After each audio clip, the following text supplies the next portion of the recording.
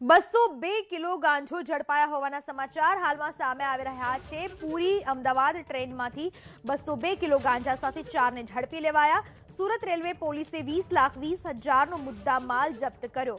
ચારેય આરોપીઓની પૂછપરછ પણ પોલીસે શરૂ કરી। પૂરી અમદાવાદ ટ્રેનમાંથી સુરત નજીકથી પોલીસે 202 કિલો ગાંજા સાથે આ 4 આરોપીઓને ઝડપી લીધા।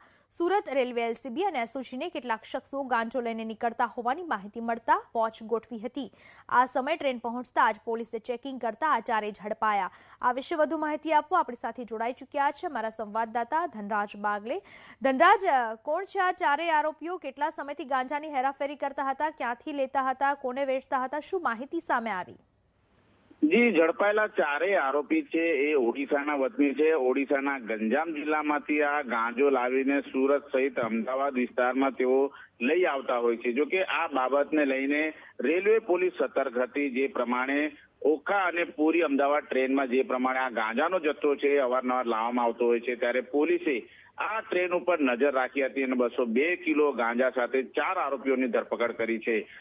જે અમદાવાદ પૂરી ટ્રેન છે એમાં અવારનવાર ગાંજાનો જે સપ્લાય છે થતો હોય છે। આજે જે ગાંજો પકડાયો છે 20,20,000નો છે। અગાઉ પણ દર વખતે જ્યારે પોલીસ સર્ચ ઓપરેશન કરતી હોય છે ત્યારે આ ટ્રેનની અંદર ગાંજાનો જથ્થો મળી આવતો હોય છે। 4 જેટલા જે આરોપીઓ છે તેમને પકડીને જેલના સળિયા પાછળ ધકેલવામાં આવ્યા છે અને તેના વિરુદ્ધ કાયદેસરની કાર્યવાહી પણ કરવામાં આવે છે। ગાંજો જે નશામાં વપરાતું પદાર્થ છે અને તેને અત્યારે હાલ આ રીતે પકડી લેવામાં આવ્યો છે, ત્યારે આગામી સમયમાં સખત કાર્યવાહી કરવાના સંકેત પણ મળી રહ્યા છે। જી, આભાર ધનરાજ આપનો તમામ માહિતી બદલ। તો પૂરી અમદાવાદ ટ્રેનમાંથી જે ગાંજો મળી આવ્યો 202 કિલો ગાંજો મળી આવ્યો। આ ચારેય શખ્સોની અટકાયત કરવામાં આવી। પોલીસે પૂછપરછ શરૂ કરી। પ્રાથમિક તબક્કે આ ચારેય શખ્સો ઓડિશાના હોવાનું સામે આવ્યું।